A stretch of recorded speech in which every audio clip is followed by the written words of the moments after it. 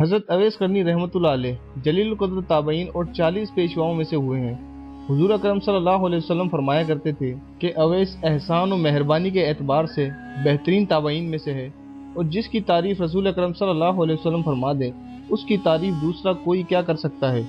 بعض اوقات یمن کی جانب روئے مبارک کر کے حضور فرمایا کرتے تھے کہ میں یمن کی جانب سے رحمت کی ہوا آتی ہوئی پاتا ہوں۔ حضور اکرم صلی اللہ علیہ وسلم فرماتے ہیں کہ قیامت کے دن 70,000 ملائکہ کے آگے جو اویس قرنی کے مانند ہوں گے، اویس کو جنت میں داخل کیا جائے گا تاکہ مخلوق ان کو شناخت نہ کر سکے سوائے اس شخص کے جس کو اللہ ان کے دیدار سے مشرف کرنا چاہے، اس لیے کہ آپ نے خلوت نشین ہو کر اور مخلوق سے روپوشی اختیار کر کے محض اس لیے عبادت اور ریاضت کی تھی کہ دنیا آپ کو برگزیدہ تصور نہ کرے، اور اسی مصلحت کے پیش نظر قیامت کے دن آپ کی پردہ داری قائم رکھی جائے گی۔ حضور اکرم صلی اللہ علیہ وسلم نے فرمایا کہ میری امت میں ایک ایسا شخص ہے جس کی شفاعت سے قبیلہ ربیہ اور مضر کی بھیڑ کے بال کے برابر گناہ گاروں کو بخش دیا جائے گا۔ ربیہ مضر 2 قبیلے ہیں جن میں بکثرت بھیڑیں پائی جاتی تھیں، اور جب صحابہ کرام رضی اللہ تعالی عنہ نے حضور صلی اللہ علیہ وسلم سے پوچھا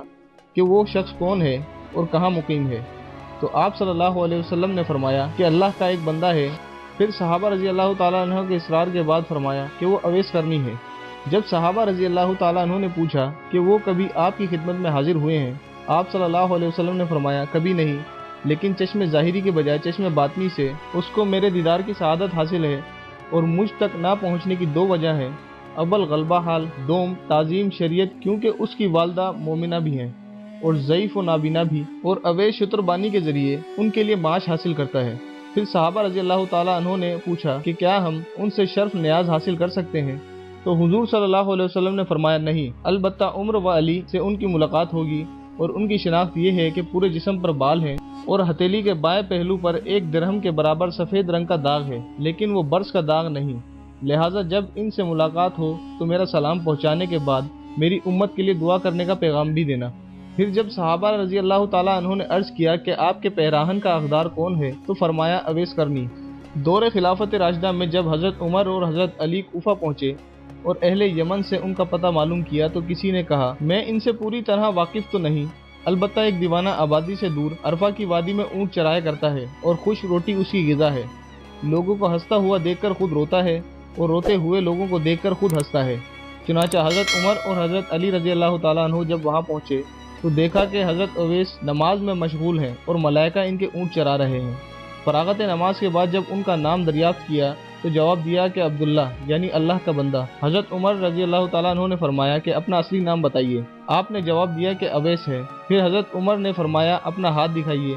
انہوں نے جب ہاتھ دکھایا تو حضور اکرم صلی اللہ علیہ وسلم کی بیان کردہ وہ نشانی دیکھ کر حضرت عمر نے دست بوسی کی اور حضور صلی اللہ علیہ وسلم کا لباس مبارک پیش کرتے ہوئے سلام پہنچا کر امت محمدی صلی اللہ علیہ وسلم کے حق میں دعا کرنے کا پیغام بھی دیا۔ یہ سن کر اویس قرنی نے عرض کیا کہ آپ خوب اچھی طرح دیکھ بھال فرما لیں، شاید وہ کوئی دوسرا فرد ہو جس کے متعلق حضور صلی اللہ علیہ وسلم نے نشاندہی فرمائی ہے۔ حضرت عمر نے فرمایا کہ جس نشانی کی نشاندہی فرمائی ہے وہ آپ میں موجود ہے۔ یہ سن کر اویس قرنی نے عرض کیا کہ اے عمر، تمہاری دعا مجھ سے زیادہ کارگر ثابت ہو سکتی ہے۔ آپ نے فرمایا میں تو دعا کرتا ہی رہتا ہوں، البتہ آپ کو حضور صلی اللہ علیہ وسلم کی وصیت پوری کرنی چاہیے۔ چنانچہ حضرت اویس نے حضور صلی اللہ علیہ وسلم کا لباس مبارک کچھ فاصلے پر لے جا کر اللہ تعالیٰ سے دعا کی کہ یا رب، جب تک تو میری سفارش پر امت محمدی کی مغفرت نہ کر دے گا، میں سرکار دو عالم صلی اللہ علیہ وسلم کا لباس ہرگز نہیں پہنوں گا، کیونکہ تیرے نبی نے اپنی امت کو میرے حوالے کیا ہے۔ چنانچہ غیب کی آواز آئی کہ تیری سفارش پر کچھ افراد کی مغفرت کر دی۔ اسی طرح آپ مشغول دعا تھے کہ حضرت عمر اور حضرت علی آپ کے سامنے پہنچ گئے، اور جب آپ نے سوال کیا کہ آپ دونوں حضرات کیوں آ گئے، میں تو جب تک پوری امت کی مغفرت نہ کروا لیتا اس وقت تک یہ لباس کبھی نہ پہنتا۔ ویڈیو دیکھنے کا بہت شکریہ۔ اللہ حافظ۔